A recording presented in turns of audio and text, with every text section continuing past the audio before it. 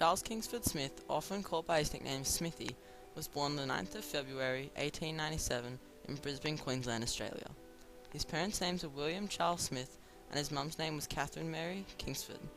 He was the youngest of his 7 siblings. Like his siblings, Charles' birth was registered with the surname Smith. However, his parents found having such a common name as Smith was too confusing and so adopted the use of Kingsford Smith as the family surname. His life was full of all the various achievements he had accomplished and his major contributions to Australian history. Charles had achieved great things all throughout his life. These include making the first non-stop crossing of the Australian mainland, as well as achieving a trans-Pacific flight from the United States to Australia. He also participated in, and won, the 1930 England to Australia air race, flying solo. In 1914, after the outbreak of World War I, Smith was enthusiastic about joining the war. When he turned 18, he enlisted and started out as a motorcycle dispatcher in France. He eventually transferred to the RFC in 1917 at his first opportunity to fly an airplane. Smithy took in death-defying stunts and outran homemade enemy planes made out of wood, fabric, and wire from old pianos. He had survived an attack by 2 German fighters. His plane was shot with a staggering 150 rounds. Smith managed to land his plane safely despite being shot in the foot. 3 of his toes had to be amputated. He was unable to fight in the rest of the war due to his injuries. In the year 1917, he was awarded the Military Cross for outstanding bravery by King George. This was his first major achievement. 1920 marked the end of the war, and pilots had started competing with each other in long-distance flights. Smith, being rejected by Prime Minister Billy Hughes to take part in the competition to fly England and Australia, picked up stunt flying for silent Hollywood movies. Unfortunately, after one of his colleagues was killed while performing stunts, he decided to quit the industry. In 1921, he is the chief pilot of Western Australian Airways, an airmail service between Geraldton and Derby in Western Australia. Using airplanes to improve the mail services was one of Charles's major contributions due to his success with long-distance flights. With his experience during the Great War and having a career as a stunt pilot, Charles sought long-distance flights. By 1926, Kingsford Smith and his friend Charles Ulm had flown countless hours together. They then flew around Australia together in a record time of 10 days and 5.5 hours. On May 31st, 1928, Kingsford Smith, Ulm, Harry Leone, the navigator, and Jim Warner, an experienced radio operator, departed from Oakland near San Francisco in California, America. In the Southern Cross, a Fokker FVII-3M that Smith had purchased in America. The engine was so loud, each crew member had to communicate with handwritten notes.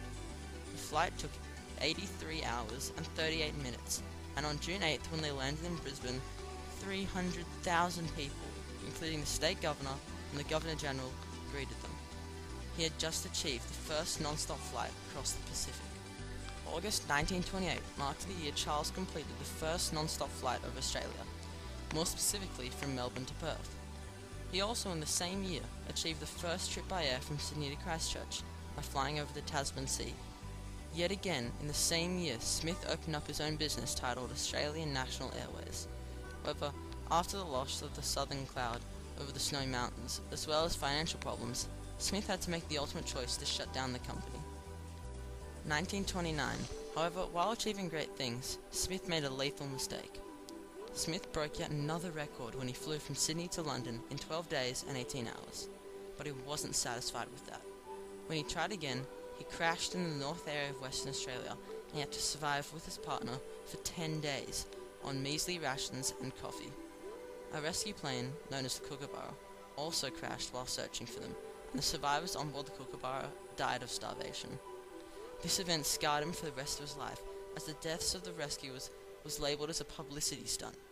This whole incident is now known as Coffee Royale.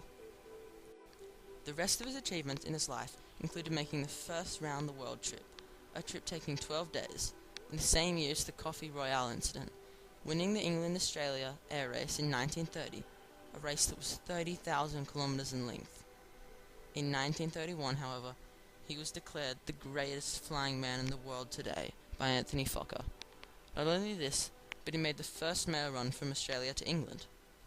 In 1932, Kingsford Smith was knighted due to his contributions to flight. Smith continued to break the record each time he flew from Australia to New Zealand. Finally, his last great achievement was in 1934, when he made the first crossing of the Pacific Ocean on a flight from Australia to America. All of these achievements all contribute and have significance in regard to Australia's history. Without Charles, flight might not be what it is today. Without Sir Charles Kingsford Smith, Australia might not have been recognised on a global scale as it is today. His achievement of being the first person to deliver mail by air throughout Australia pioneered the way modern mail methods in Australian history. His achievement of winning the various England to Australia races showed that we could beat the British at more than just cricket. Finally, Sir Charles Kingsford Smith was a great Aussie who was even knighted and labelled the best aviator of time by Anthony Fokker, a master Dutch aviation pioneer and aircraft manufacturer, which puts Australia down in the history books as having an extremely talented and dedicated individual.